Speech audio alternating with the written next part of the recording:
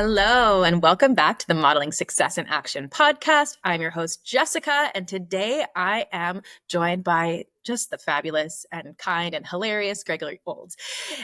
Gregory is a passionate humanitarian, proud father, and the founder of Blanket BC Society, a nonprofit that has distributed over 750,000 blankets and winter essentials to those in need. Known for his unwavering dedication, Greg's journey began with a single act of kindness and has grown into a province-wide movement of compassion.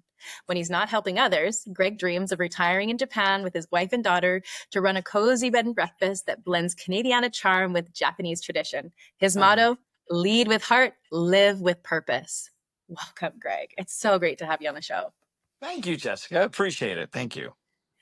So I'm hoping that you can, tell us a little bit about the origins of Blanket BC, because that is how I came to know Greg. I was at an event over the winter, and it was a women's event, and he was one of the only men in the room, but it was because we were all there to support his charity, Blanket BC, and he told us a lot about what, the ethics of it and how it got started, and I was just totally inspired by the story. So, Greg, can you share a little bit about that with the listeners here? Sure, Jessica. Appreciate it. And it was great meeting you back then. And being one of only two gentlemen in the room, most would say that would be intimidating. I was not Yes. intimidated at all. No, I he was was cracking inspired. jokes. But I wasn't intimidated. I was inspired. I was inspired by you beautiful women, smart, intelligent, hardworking, smart working. And, it was great to be able to share space with you and including my wife and all those other amazing people, and that one guy in the back room going, "Don't say anything stupid." He's like, my Um, girlfriend told me there'd be other guys. yeah, and there was only one. But yeah, it was great, and being able to talk about Blanket BC at any event is always it's a pleasure to be able to do so. If it can inspire even one person to do not just one act of kindness, but everyday acts of kindness, I think that's really important to differentiate doing just one thing in your whole life as opposed to doing things on a regular basis. I think that. That's the purpose of Blanket BC, is to create beautiful communities by the warmth of your heart. And that's our motto, warmth from your heart. And the BC in Blanket BC means beautiful communities. So Blanket BC started way back when I was coming out of a movie theater and I saw a man in an alcove, and it was a cold day. It wasn't overly cold because if you had a jacket, you didn't think much of it. But that gentleman didn't have really a heavy jacket at all. He had a light jacket, and our eyes met.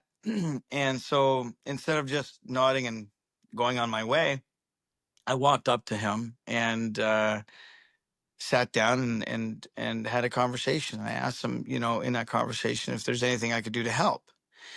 And he simply said I could use a blanket to survive the night.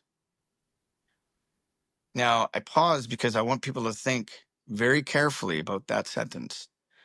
I could use a blanket to survive the night. It struck me like lightning. I had no idea what he was going to say, but I was not expecting that. I was expecting coffee. I was expecting, you know, money, food, drugs, cigarette, something, but not that. I immediately got up and I thought to myself, well, if you need a blanket to survive the night, well, I got to do something. So I remember there was an Army and Navy around the corner because this is in Tinseltown in Vancouver. Um, so I ran quickly because I knew it might close. And sure enough, the lady was putting on the locks, and I banged on the door and I said, "No, please, I just need a blanket for somebody, please." And she saw that desperation in my eyes, and she allowed me to come in, and they had not closed the till yet. So she pointed me in the right direction. I got the warmest blanket I could. And then I took it back to that guy. And as I was approaching, he kind of looked up and his eyes just widened, and his jaw dropped, and he had this look of, I'd say, awe, that maybe somebody for the first time in a very long time listened to his needs and took action upon them, as opposed to, okay, that's all you need, bye. When I approached, I don't remember or recall the conversation. I'm sure there was one. I just remember his face. And I remember it was a face of gratitude. And for me, it was a feeling of warmth. Um, and, that was October 15th, 2005, over 19 years ago. And I'm still, I still get emotional about that particular day, because that's the day I felt something special had been created, but I didn't know what it was. When I got home later that night, my son happened to be up, as a 22 months old Benjamin wanted to play with daddy. So mom was asleep. I snuck him out of his crib, and or his little bed, and we had a little playtime before I put him back down. In between that playtime, I talked to my son about that interaction because I couldn't stop thinking about it. And then I came up with a concept. What about you and me, Ben? What about you and I go around and we'll collect blankets and we'll give them out to people who need them the most? We'll kind of be like Batman and Robin, but instead of fighting crime, we're going to fight the cold. We're going to fight loneliness. We're going to fight homelessness, and we're going to support people and give them love from the warmth of our hearts. And I'm not sure if that's exactly the wording I use, but I know he turned around with his big, stunning blue eyes, his fat cheeks, and the greatest smile you'd ever see in a kid. He said, yeah. Um, that's the day Blanket BC was born. But it wasn't about Blanket BC. It was just me wanting to be a good dad to my son, to show him what we can do and what we can offer other people who are more vulnerable than us. I think I just want to be like my dad, 1/100th of my dad, because he's an awesome guy.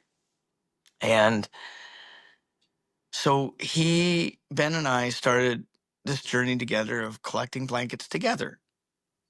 Now, of course, he's young, so he didn't know exactly what he was doing, but he knew he was doing it with his dad, and that's all that mattered.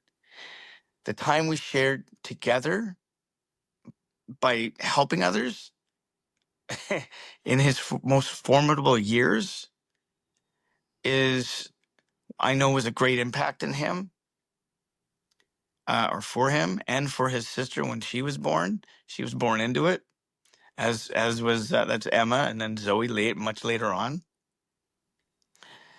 And they're all great kids. They all give back to the community. They all show compassion. They all listen. You know, they never got themselves into trouble, drugs, anything like that. Although Ben is now 21 and is a wine or a whiskey connoisseur and loves his beer, loves his Guinness. So But you have been yeah, modeling to them for their whole lives, essentially, what it looks like to be in this really open-hearted, giving, mood and attitude, and valuing community and connection and other people. And even if they didn't understand what was happening, they were watching the behaviors unfolding and sucking them up. yeah, and yeah, I'm a workaholic. I've always worked, and so to say that I raised them alone, just doing this would be definitely a disservice to both Jen and Famika, Ben and Emma's mom, and Zoe's mom. They raise our kids amazingly. And again, that's why I'm always in awe of women, because really, I think they're the role models more than anything else. I'm just trying to do my part, my share.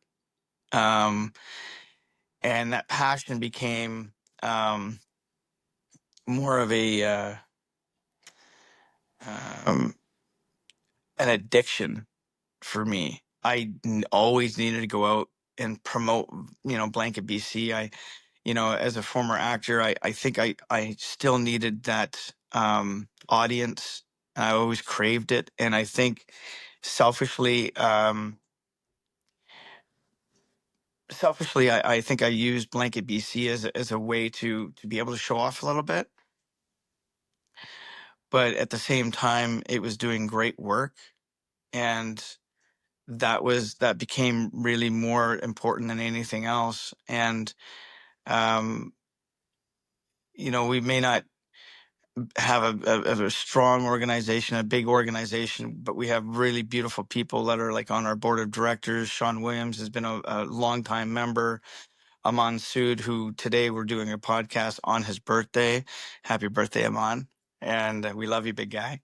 Um, Zara, she's just a sweet, sweet lady. She's from Iran. She's a very highly intelligent woman who we need on our board because she's sweet, smart. And of course, my son, Ben, who's been serving for over 2 years on the board of directors. So he's come full circle, from a kid who, just went out with his dad handing out blankets to serving on a board with prestige, with professionalism.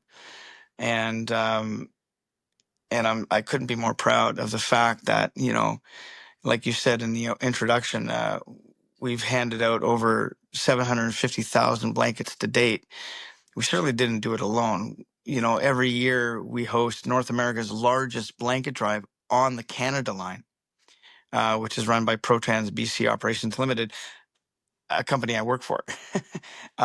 Most people try to get away from work. I put my two works together.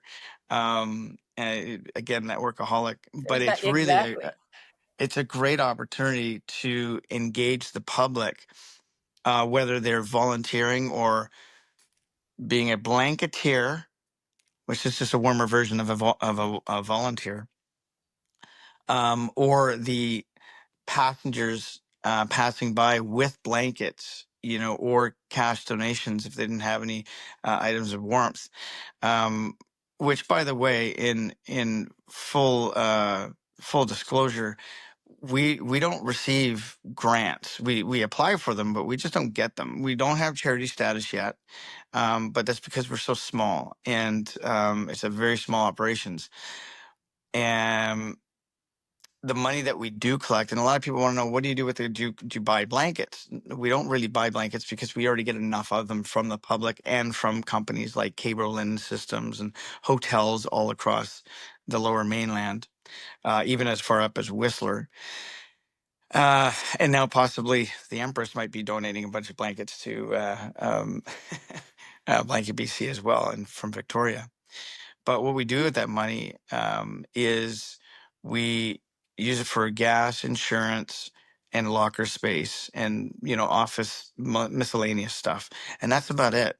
It's a very, very minuscule budget. I always call ourselves a micro organization because we're so small, but we do big things.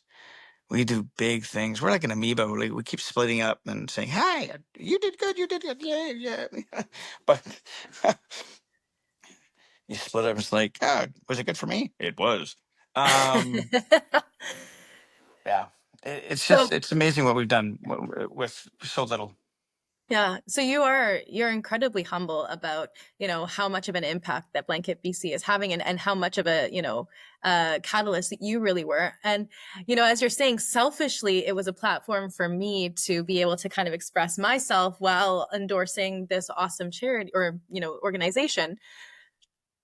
It's kind of interesting because I'm curious, what if, a loud voice was needed in order to advocate for it? And it was kind of perfect that you were comfortable speaking in public and, being this enigmatic kind of person. He Before we started recording, he was telling me a story about how he was at the Empress over the weekend with some pretty high up there dignitaries. He had our current Prime Minister Mark Carney there. He got to meet, and he apparently has now struck up some sort of deal with the Empress. So the the squeaky wheel gets the grease. So how do you go about being that squeaky wheel for Blanket BC?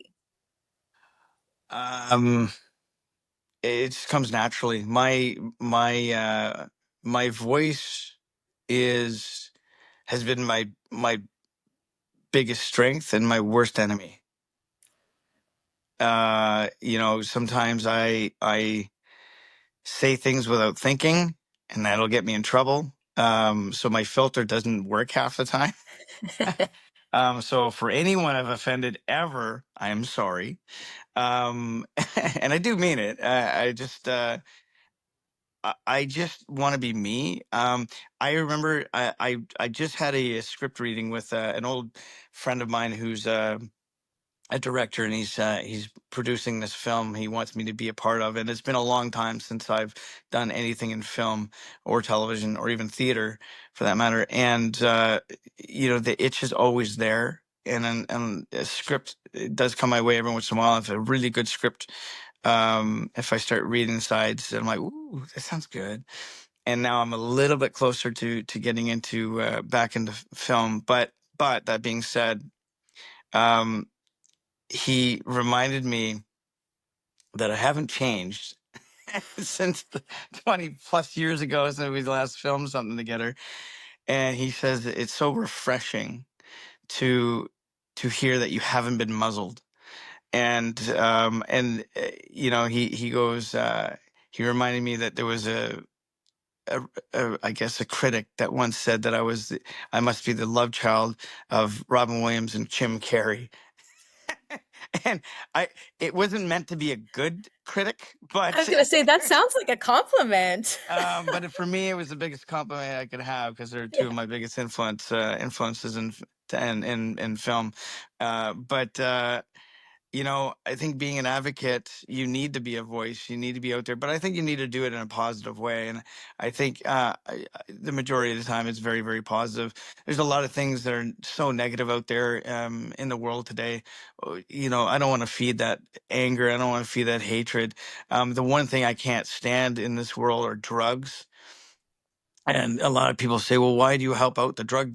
The people doing drugs?" Well, the drugs is a disease that's taken over their body and mind, and I don't blame them for doing drugs, but I definitely blame people selling them, and I definitely blame our government for not doing enough to get rid of the drugs. I really I just hate drugs. Just I seethe when I think about them, and I think that's why I'm really proud of my kids for not getting into anything serious. I'm sure Ben experimented with marijuana or something like that with the other kids, but nothing to an extent where he's doing it on a daily basis, and he's like a Cheech and Chong, where well, even though that they were successful at it, but most people are not. Yeah, some Like, people have made a very successful career. I mean, look at Snoop Dogg, or but even yeah, our own Vancouverite. I don't know how people can stay high and functional. It's beyond Yeah. me. So So it's interesting though to hear this, for a lot of people when they have a certain, a standard or a value, like something that they're really aligned against, then they can group the people who are, participating in that thing in a certain category and maybe judge them or, hold it against them. Whereas for you, you're going, everybody is human, right? And we're all just trying to do the best that we possibly can. And there are things in life that, for whatever circumstances are getting in the way, and you're willing to open your heart no matter what. So how is it that you're able to be, in this, what would you call it? Universal kindness, open-hearted love, acceptance? What's the I think experience of that like? I don't know. I think it was just the way I was brought up. Brian and Martha brought up three boys, three very difficult boys, and well, one of them was perfect, not me, just not me. And I just think I just think judging people, it's just not a cool thing to do. Everybody has a vice. Everybody has their own issues. Nobody has a perfect family. Money does not buy you happiness. Well, it can if you use it right. You could have maybe a happier, more easy life, but you're definitely not always going to be happy. Um, some of the most influential people I know who have gobs of money, more money than their great grandchildren wouldn't be able to clean their bank accounts, and they're miserable. They're miserable, mainly because they're not doing what they want to do. They're not doing what they love to do, and it's the one thing I'm trying to tell my kids. Open your horizons by traveling the world. I really want them to see Japan. I am a Japanophile. I love Japan. I love the simplicity of things in Japan. Here, everything is overcomplicated, overthought of. You know, there's just a yin and a yang there that just makes things simple. And it's what I need. It's really what grounds me. I think my wife, who God bless her, she has to be an angel. If you're gonna live with me, you've got to be an angel. I'm telling you right now. Um, or she's a devil in disguise. I don't know. I haven't figured that out yet. Give it a few more years. Yeah. When I'm living in Japan, she's like, "You can't do that." But I do. And don't get me wrong, I love Canada. It's been my home for 50 years. But it has changed, and not for the good.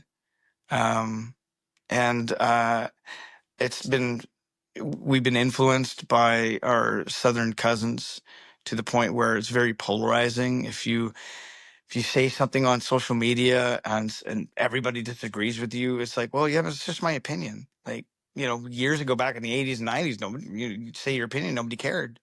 Now, if you say one thing, even if it's a small thing, suddenly your friends turn on you, Mhm. and that's not good. And that's not Well, good. now I guess it's kind of like, the equivalent of if back then you wrote that opinion down and then posted it to the, community bulletin board in the post office and let, everybody's mom go read it, right? Maybe then Uh, there'd be some talk in the town. But, we are so we're so exposed these days because everything is just written down and, for mass consumption instead of just yeah. one-to-one or community conversations where we're connecting with people. It's it's very fast now. It's very fast. I think that's why I'm very careful. I know my kids don't do social media, which bless their hearts. I'm so happy they don't do that.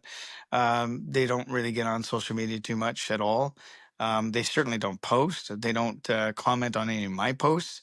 I've been trying to stave away from it.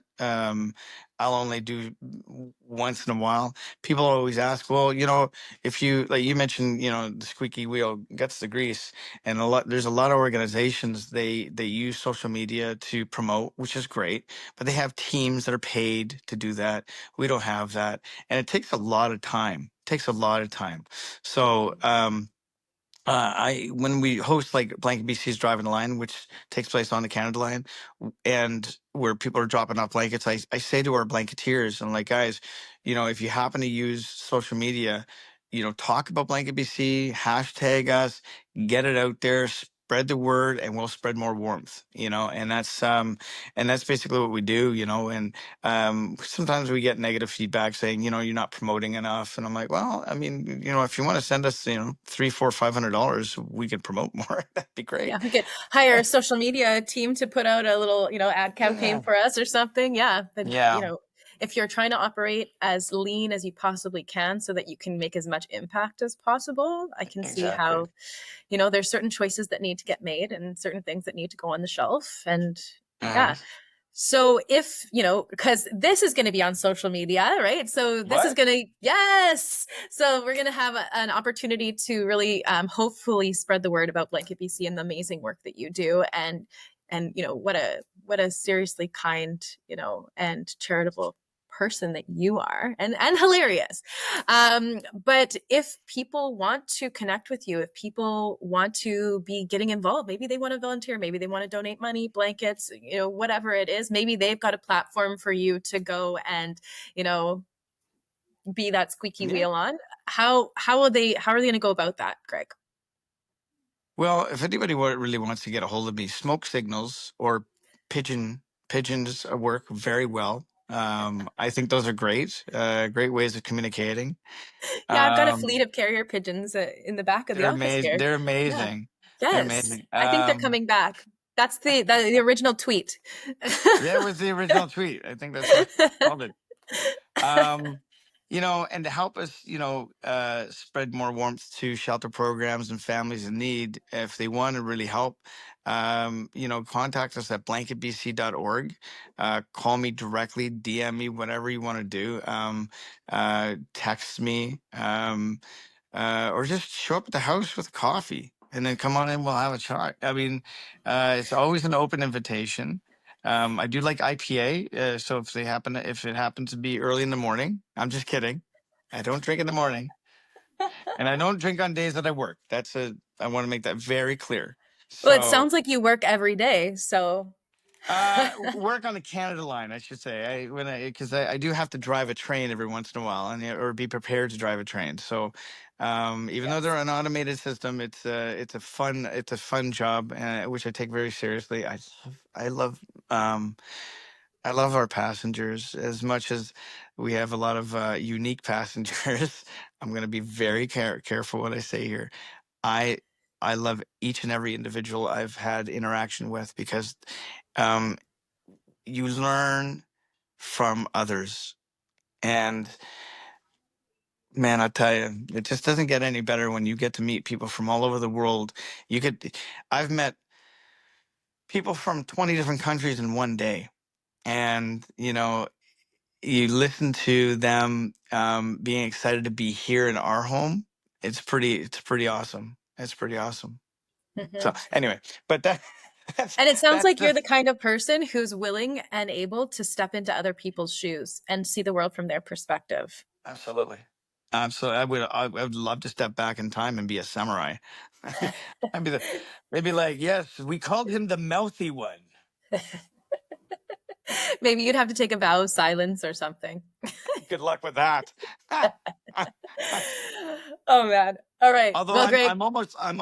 I got the haircut of a monk. But No, because you need like the ring around, right? With the whole Friar Tuck no. situation. Yeah, you've gone too far. You've gone too far. Yes. Speaking of going too far, I think this is where we want to wrap it up. So thank you so much for joining me today, Greg. This was great, and I appreciate you being willing to get honest with us and even a little emotional as you shared what it's like to put I know you you in the fancy velvet jacket there. Yeah, he looks pretty slick, but in the inside he's just a softie too. So thank you, Greg. Thank you so much for joining us. If anyone wants to reach out to him or donate to Blanket BC, please do. You can reach out to him directly. I'm going to put all of his details in the caption of this podcast. Thank you, Greg. Arigato gozaimasu. Thank you so much, Jessica. I really appreciate it. Thank you. Matane.